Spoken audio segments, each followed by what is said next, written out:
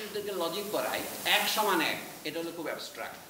কিন্তু অনেকের ধারণা কি এটা 1 = 1 হবে, একটা হাতির সমান কি একটা গাধা হবে?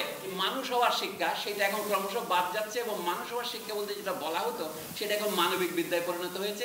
এবং সেখানেও দেখেন আমাদের সিলেবাসে কোনো দর্শন পড়ানো হয় না। ভাগ্য ভালো যে পড়ানো হয় না, পড়া হলে কি যে বিরক্তিকর হতো আমি অনুমান করতে পারি না।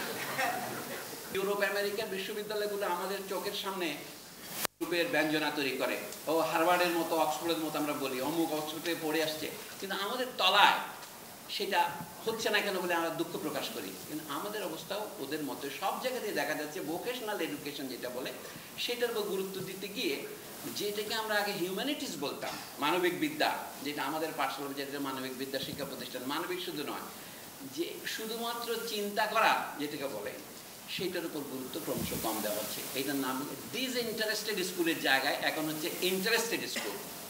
ডিসইন্টারেস্টেড মানে শিক্ষার খাতিরে শিক্ষা।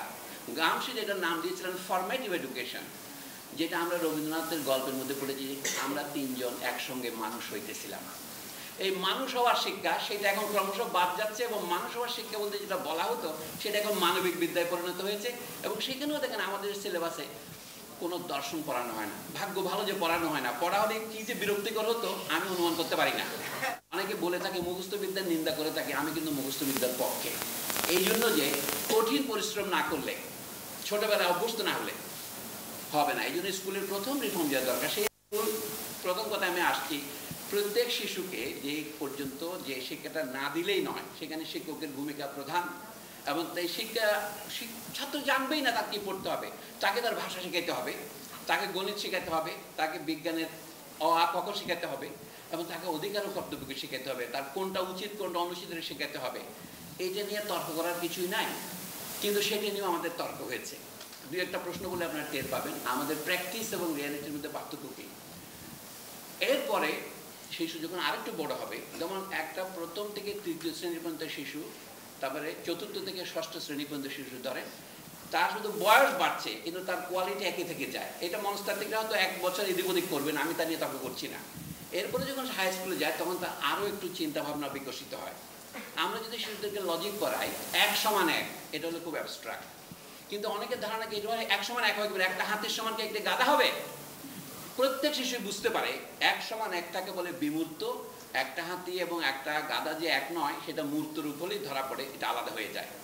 আমাদের এখানে লজিক পড়ানো শিক্ষার কিছুই নাই। গণিতটাও পড়ানো হয় অত্যন্ত, শফিক যেভাবে বলেছে সেভাবে এটা গল্প আকারেই পড়ানো হয়, গণিত পড়ানো হচ্ছে না।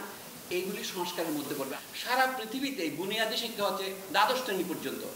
আমাদের এখানে শুধুমাত্র রায় দেওয়া হয়েছে এবং দিয়েছে সেটা আমাদের ঊর্ধ্বতন কর্তৃপক্ষ ওয়াশিংটন কনসেনসাস থেকে, আপনি 4 বছর পড়ালে ওই ইউসিইপির স্কুলের বাচ্চাদেরকে আমি কাহিনী পড়াতে পারবেন।